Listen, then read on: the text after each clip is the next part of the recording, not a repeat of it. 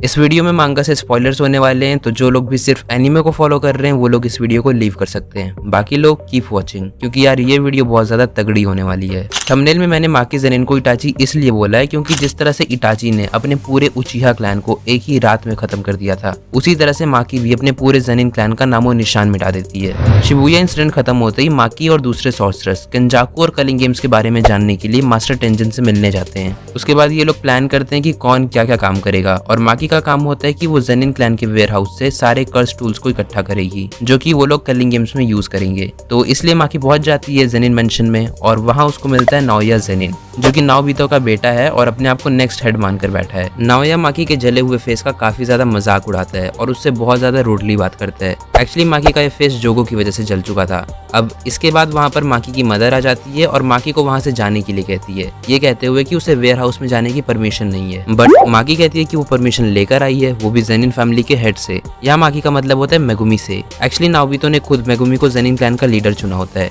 Starting में Megumi मना तो करता है लीडर बनने से, बट माकी उसको मना लेती है। अब माकी वेयर हाउस की तरफ जा ही रही होती है कि उसकी मदर काफी ज्यादा डिसअपॉइंटमेंट के साथ कहती है कि लाइफ में एक बार तो मुझे प्राउड फील करा दो माकी। बट माकी चुपचाप सब कुछ सुनते हुए वेयर हाउस में चली जाती है कर्स टूल्स को लेने के लिए। अब वहाँ उसको मिलता है उसका फादर ओगी ज़ेनिन। उसके फादर के पीछे पड़ी होती है माकी की सिस्टर माई, जो कि बहुत ज्यादा बुरी हालत में होती है। माई काफी ज्यादा इंजर्ड होती है और काफी ज्यादा ब्लीड कर रही होती है, और माकी को देखकर वो उसको कहती है कि तुम यहाँ क्यों आई इडियट। एक्चुअली माई का ये जो हाल था ये उसी के फादर ओगी ने किया था, और उसने वेयर हाउस के सभी कर्स टूल्स को पहले से ही ठिकाने लगा दिया था। अब भाई ये सब देख के माकी बिल्कुल शॉक्ड है। इसके बाद हमें एक दूसरा सीन दिखाते हैं जहाँ पर नाओया अपने अंकल जिनिची ज़ेनिन से बात कर रहा होता है। ये दोनों ये बात कर रहे होते हैं कि कैसे वो ज़ेनिन क्लैन की पोजीशन को बाकी क्लैन से ऊपर बढ़ाएं। अब क्योंकि हायर अप्स ने शिबुया इंसिडेंट के बाद गोजो को क्रिमिनल मान लिया था, इसलिए गोजो को अनसील करना भी एक क्रिमिनल एक्ट बन चुका था। इसलिए ये लोग प्लान करते हैं कि ये मेगुमी माकी और माई को मार देंगे, क्योंकि वो गोजो को अनसील करना चाहते हैं। इससे हायर अप्स की नजरों में उनकी पोजीशन बढ़ जाएगी। अब नाओया कहता है कि अंकल ओगी को तो कोई प्रॉब्लम नहीं है, तो जेनिची उसको बताता है कि इस प्लान को सबसे पहले प्रपोज ही ओगी ने किया था। मतलब यार देख रहे हो कि माकी का बाप कितना ज्यादा दुष्ट है, उनको मारने का प्लान ही सबसे पहले उसी ने प्रपोज किया था। अब इसके बाद फिर से हमें माकी और उसके फादर को दिखाया जाता है, जिनकी फाइट शुरू हो चुकी है, और माकी का फादर एक सीक्रेट टेक्निक जिसका नाम है फॉलिंग ब्लॉसम इमोशन उसको यूज कर रहा है। ये टेक्निक बेसिकली एक काउंटर मेजर है किसी भी डोमेन एक्सपेंशन का। किसी भी डोमेन में जब ओपोनेंट अटैक करता है तो ये टेक्निक कर्स्ड एनर्जी की मदद से उस अटैक को काउंटर कर सकती है। और माकी की बात करें तो वो भी एक स्पेशल कर्स्ड टूल का यूज कर रही है जिसका नाम है कील। ये टूल किसी भी कर्स्ड एनर्जी के इम्पैक्ट को इजिली अब्सॉर्ब कर सकता है। अब माकी का बाप अपनी कटाना को निकालते हुए माकी से पूछता है कि तुम्हें पता है कि मेरी जगह मेरा बड़ा भाई क्यों क्लैन का हेड बना। तो माकी भी बहुत सैवेज रिप्लाई करती है। माकी कहती है कि because you are a piece of shit.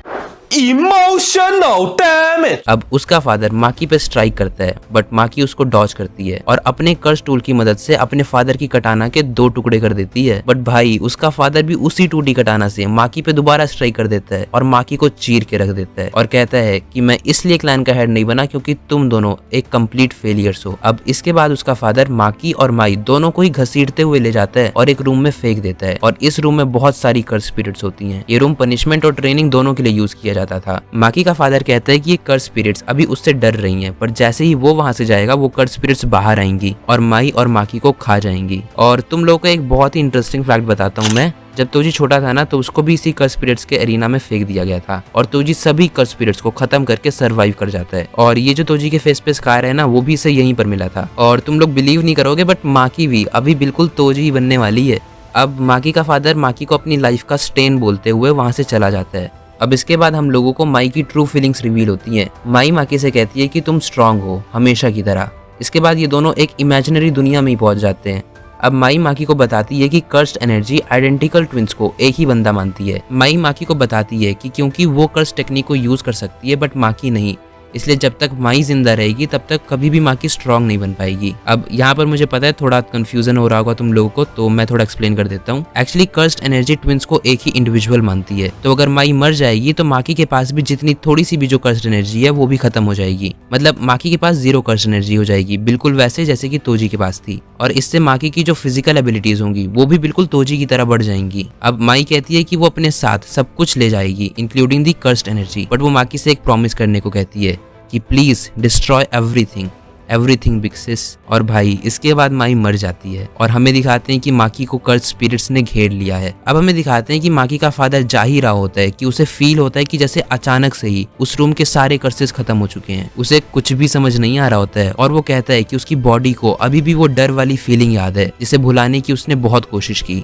और भाई उस बंदे को लिटरली माकी में तोजी दिखाई दे रहा होता है एंड दिस वाज माकीज अवेकनिंग। अब माकी का फादर अपनी एक कर्स टेक्निक यूज करके माकी पे अटैक कर देता है, पर भाई अब ये वो वाली माकी नहीं थी। माकी उसको कहती है कम यू फेलियर और फिर उसका आधा सर ही अलग कर देती है। भाई मेरे लिए तो ये पूरा गूज़बम्प्स वाला सीन था। अब इसके बाद जेनिन मेंशन में एक अलार्म बजता है और एक बंदा दौड़ते हुए नाओया और जिनिची के पास आता है और कहता है कि जिनिची सान, माकी अपना दिमाग खो बैठी है, उसने अपने फादर का मर्डर कर दिया है और अभी कोकुरु स्क्वाड से लड़ रही है। अब ये सुन के उन दोनों को बिलीव ही नहीं होता और उन्हें लगता है कि माकी ने धोखे से ही ओगी को मारा होगा और जितनी भी स्क्वाड्स होती हैं वो सब माकी को मारने के लिए निकल पड़ती हैं। अब ये सारी स्क्वाड्स माकी को घेर लेती हैं और माकी को याद आती हैं वो सारी बातें जो माई ने उससे की थी और उसे याद आते हैं माई के आखिरी शब्द, डिस्ट्रॉय एवरीथिंग। और इसके बाद माकी कुछ भी नहीं देखती और कुछ भी नहीं सुनती और बस इन सबको स्लॉटर करना शुरू कर देती है। किसी का सर ही अलग कर दिया, किसी का हाथ, किसी का फेस ही चीर कर रख दिया।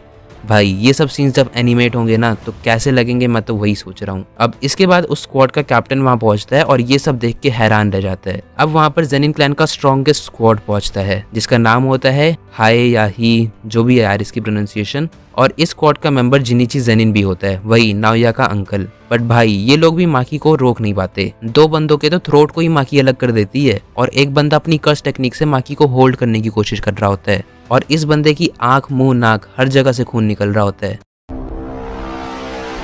और ये चिल्लाते हुए जिनिची से कहता है कि माकी बिल्कुल तोजी की तरह बन गई है और हमें इसे यहीं और अभी खत्म करना होगा। जिनिची भी माकी पर अपना अटैक तो करता है बट भाई अब इस सब का कोई फायदा नहीं था। माकी जिनिची का कटा हुआ सर एक हाथ में पकड़े हुए स्वैग से निकलती है। अब इसके बाद इस स्क्वाड का जो चीफ होता है वो वहां पर पहुंचता है जो था नाओया जेनिन और वो ये सब देखकर माकी से बोलता है डोंट यू हैव हार्ट, और माकी भी रिप्लाई करती है नो ही टूक इट अवे। यहाँ माकी का हार्ट से मतलब होता है उसकी सिस्टर माई जो कि मर चुकी है। अब इसके बाद में नाओया के चाइल्डहुड की कुछ क्लिप्स दिखाते हैं जिसमें नाओया कह रहा होता है कि वो एक जीनियस है और क्लैन का नेक्स्ट हेड वही बनेगा। लेकिन नाओया ने एक ऐसे बंदे का नाम सुना था जिसके पास 0 कर्स्ट एनर्जी थी और वो सोचता था कि आखिर उस बंदे का फेस कितना ही मिजरेबल होगा। बट जब नाओया तोजी को देखता है तो वो हैरान रह जाता है। वो सोचता है कि आखिर एक बंदा जिसमें 0 कर्स्ट एनर्जी है उसकी प्रेजेंस इतनी ज्यादा स्ट्रॉन्ग कैसे हो सकती है।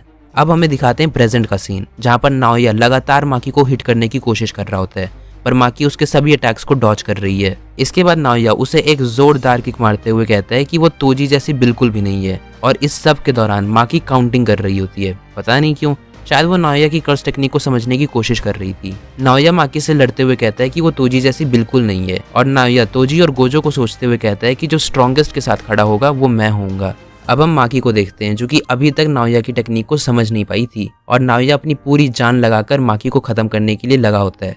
अब नाओया अपनी मैक्सिमम स्पीड यूज करके माकी को वाइप आउट करने के लिए अटैक करने आ रहा होता है और माकी भी अपने दोनों हाथ फैलाकर उसके अटैक को रिसीव करने के लिए तैयार हो जाती है, जिसे देखकर नाओया सोचता है कि माकी उससे हेड ऑन फाइट करना चाहती है। अब इसके बाद नाओया माकी को हिट करने की जगह स्लैप कर देता है जिससे माकी को फाइनली नाओया की टेक्निक समझ आ जाती है। नाओया अपने फादर नाओबीतो की कर्स टेक्निक को यूज करता था जिससे वो 1 सेकंड को 24 फ्रेम्स या 24 प्री डिटरमाइंड मूवमेंट्स में डिवाइड कर सकता था और वो उस 1 सेकंड में इन 24 मूवमेंट्स को कैरी आउट कर सकता था और अपनी मर्जी से किसी भी फ्रेम को स्किप भी कर सकता था। हाँ पता है थोड़ा कंफ्यूजिंग लग रहा होगा, इसलिए थोड़ा और सिंपल करके मैं इसको एक्सप्लेन कर देता हूँ। देखो जैसे मान लो कि नाओया को 240 मीटर्स दौड़ना है तो वो इस 240 मीटर्स के डिस्टेंस को 10-10 मीटर्स के 24 फ्रेम्स में डिवाइड कर देगा और जब 1 सेकंड पूरा होगा तो वो अपनी फाइनल डेस्टिनेशन तक पहुंच चुका होगा और इस बीच वो अपने फ्रेम्स को स्किप भी कर सकता है। जैसे वो डायरेक्ट फर्स्ट फ्रेम से सीधा 11th फ्रेम पर भी पहुंच सकता है, मतलब कि 10 मीटर से सीधा 110 मीटर, जिससे जो ओपोनेंट होगा उसको ऐसा लगेगा कि नाओया की स्पीड बहुत ज्यादा है, मतलब काइंड ऑफ एक इल्यूजन सा क्रिएट होगा, स्पीड का इल्यूजन। तो इसलिए अगर माकी भी नाओया की 24 फ्रेम्स पर सेकंड वाले रूल को फॉलो नहीं करेगी तो वो उस 1 सेकंड के लिए बिल्कुल फ्रीज हो जाएगी। तो नाओया फिर से अपनी सुपर स्पीड में माकी पर अटैक करने आता है और माकी को यू आर फेक कहता है, बट माकी उसकी टेक्निक को समझ चुकी थी और मौका देखते ही नाओया को इतनी जोर से पंच करती है कि उसके मुंह से खून निकल जाता है और यही एक पंच माकी की विक्ट्री कंफर्म कर देता है। अब माकी जाती है और अपनी मदर को भी खत्म कर देती है। इसके बाद हमें नाओया को दिखाते हैं जो कि बहुत ज्यादा बुरी हालत में है बट अभी भी जिंदा है। नाओया कहता है कि मुझे प्रॉपरली मार नहीं पाई वो, उसको गाली देते हुए, लेकिन तभी माकी की मदर ही पीछे से नाओया को स्टैब कर देती है और हमें दिखाते हैं कि माकी की मदर मरते हुए कहती है कि she was glad that she give birth to them. I think last में थोड़ा उसका हार्ट चेंज हो गया उसकी मदर का, और इस तरह से माकी पूरे ज़ेनिन क्लैन को डिस्ट्रॉय कर देती है। एक्सप्लेनेशन अच्छी लगी हो तो चैनल सब्सक्राइब कर देना। Thanks for watching.